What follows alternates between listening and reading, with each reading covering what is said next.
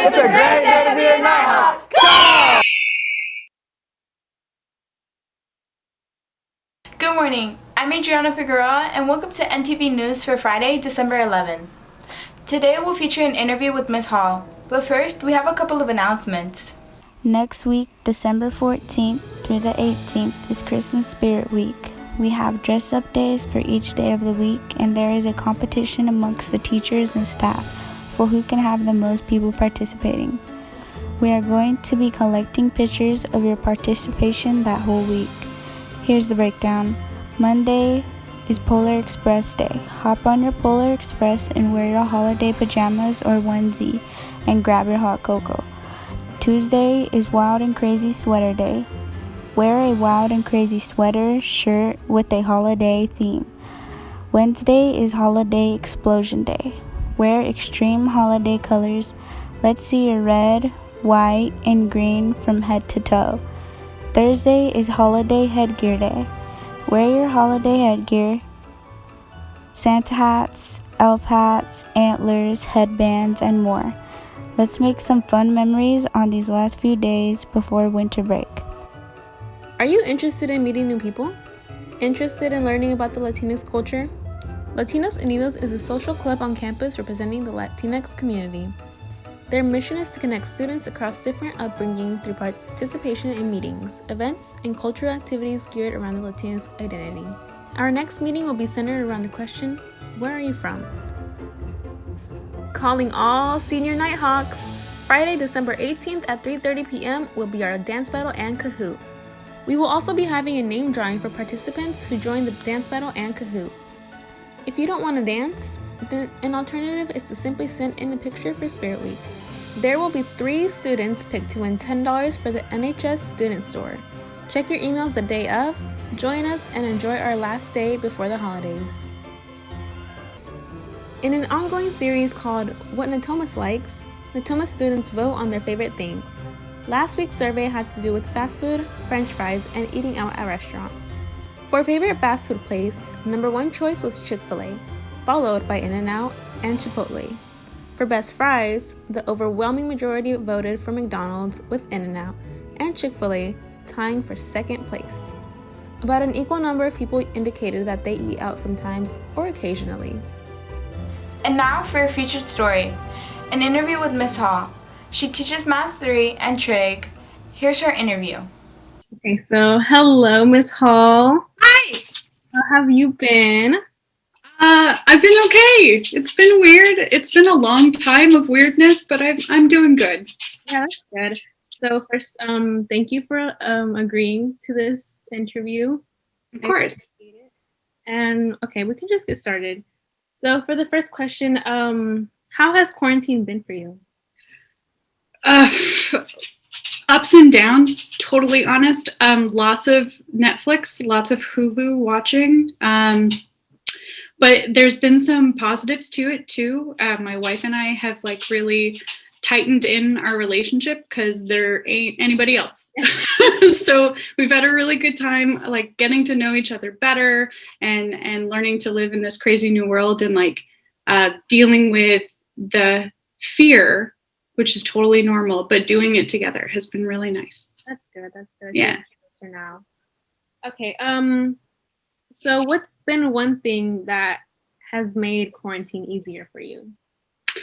Ooh, well, besides the wife, because she's doing a great job of keeping me like at a good place. I also am in school again at the same time as teaching all of you. I am learning how to be a school leader, like outside of being a teacher. And it's been like getting my brain to think about things in a new way has been really hard, but also giving me something to look forward to every day. That's fun. That's good. Yeah. Okay. Have you picked up any new hobbies? Yeah, okay. So actually I started getting really into something called Dungeons and Dragons. Okay. Yeah. It's like you make up your own character and you like role play as them with people, but nobody wants to lead it. So I've had to do that. So it's called something called Game Master. So I had to like create a whole universe and like improv my way through it and have the people who are playing with me like get into the game. And it's been really cool. I got my brother who lives in SoCal. We're like doing it via Zoom. And so me and my brother are connecting again through this really nerdy thing. So yeah, I've gotten into Dungeons and Dragons while in quarantine. Wow, okay, that sounds really fun. Okay, I've never heard of that. Well, if we ever go back to school, then I'll like make a quick little club and we should get some people to play with us. Yes. Okay. So you also run a club, right? I do, yeah. So I am the lead advisor for the GSA, which stands for the Gay Straight Alliance Club. So it's welcoming to everyone, but specifically caters to anybody who identifies as LGBTQI''S, anybody who fits into that category and wants to have a safe space to connect with other people. That's mainly what it's for. And it also includes anybody who doesn't identify but wants to also be in that space.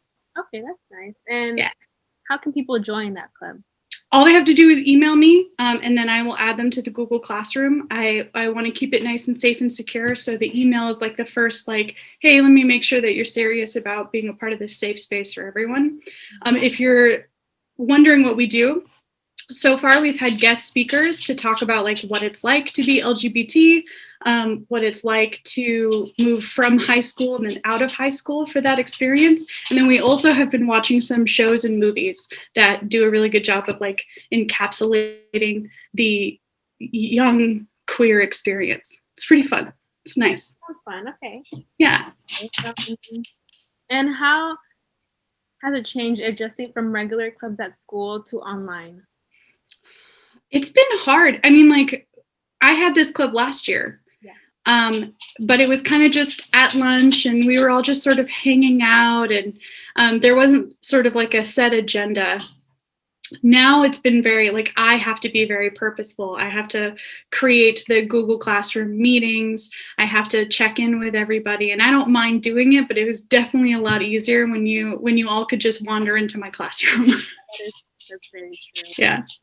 And do you think it ran more smooth in person than online? Well, I think in person, the way that it existed last year was a little bit more like, hey, I can go to Miss Hall's classroom if I want to.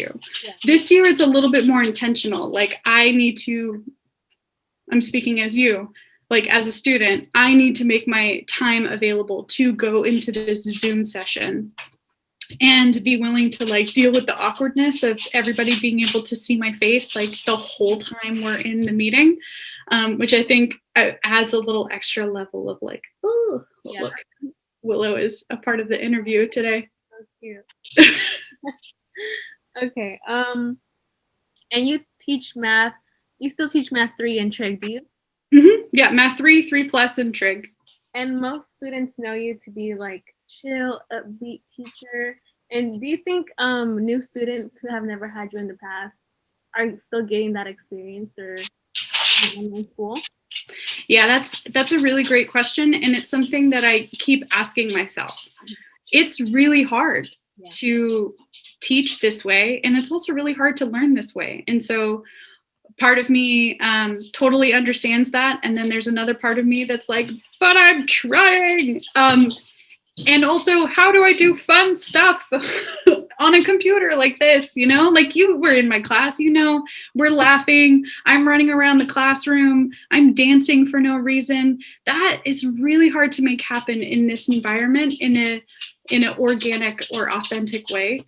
So I hope, ask them, call them up and see if they're having a good time in my class, because I really hope that they are. So it's also really hard when a lot of students don't have their cameras on or they're not engaging. Yeah, it can be hard. Yeah, I didn't say it. You said it. Yeah. And if you were a student, do you think you would succeed in distance learning? If I was a student right now? If I was a student right now as like age appropriate me who has learned all the things that I've learned in life, yeah, probably. But if I was 15, 16-year-old Miss Hall in high school and doing the things that I was doing in high school, and maybe not. Like I would get my work done, but I probably would feel really disconnected because my life was at school. Yeah. So anybody who's feeling super disconnected right now and is feeling really sad about the lack of activities that we're having in this way, I get it, because it was like everything to me when I was in high school. Yeah. But we can get through anything. Yes, we can. No matter what it is, right? Like, we just have to persevere through that. We're almost done with first semester, so Yes, right? Time is going. So we're going to get to the end of this, wherever that is. yes. And last question. Is there anything you would want to tell the Natoma students? Totally do. And I know that this is hard. And like I said, if we try to find whatever positivity that we can hold on to in these moments and let that give us life, so that as soon as we are out of the hard times, we can celebrate to our fullest, then that's it. That's all we have to do. And like, I truly, regardless if I've had you, never seen you before, my freshman, I can't wait to meet you at some point. But for now, I love you, and just take care of yourself.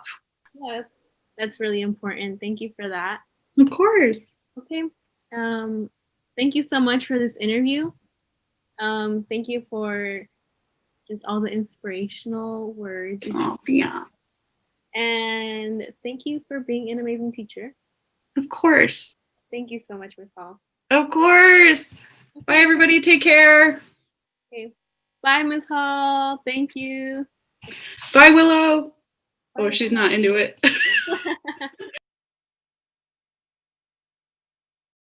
And that's it for our show. Thank you for watching, and we'll see you again soon.